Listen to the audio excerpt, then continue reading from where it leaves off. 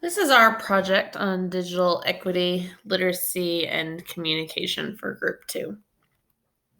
So first we started talking about digital equity. And digital equity ensures that all individuals and communities have the information, technology, capacity needed for full participation in our society, democracy, and economy. Digital equity is necessary for civic and cultural participation, employment, lifelong learning, and access to essential services.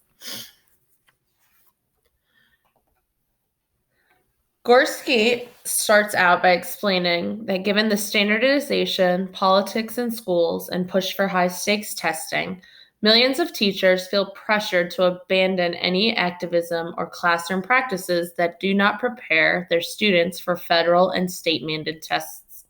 This results in technology being used for drill and kill, rote memorization tasks, rather than evaluating and applying learning. This is typically the case for poor students in low socioeconomic schools, while wealthier students, white students, and young men on average are being socialized and trained to participate in an increasingly computer reliant society and world.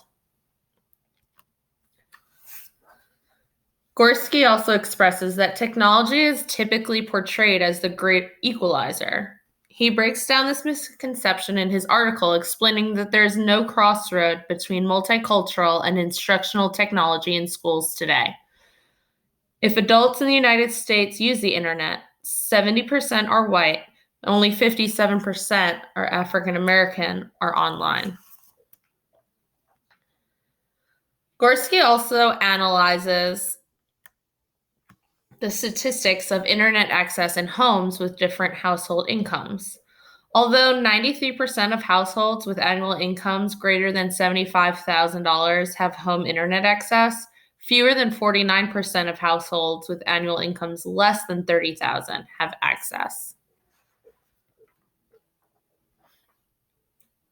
So is Wi-Fi the new leveler?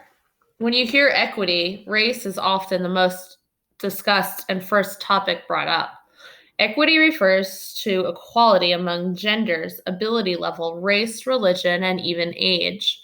Middleton explores how age is an important part on digital equity in schools. Only 29% of people 50 to 64 use the internet, and only 11% 65 and older. The percentages drop drastically for those 65 and older who access the internet through a wireless connection. We need to consider how to make grades, reports, assignments accessible to the older generation who may be raising students in our classrooms.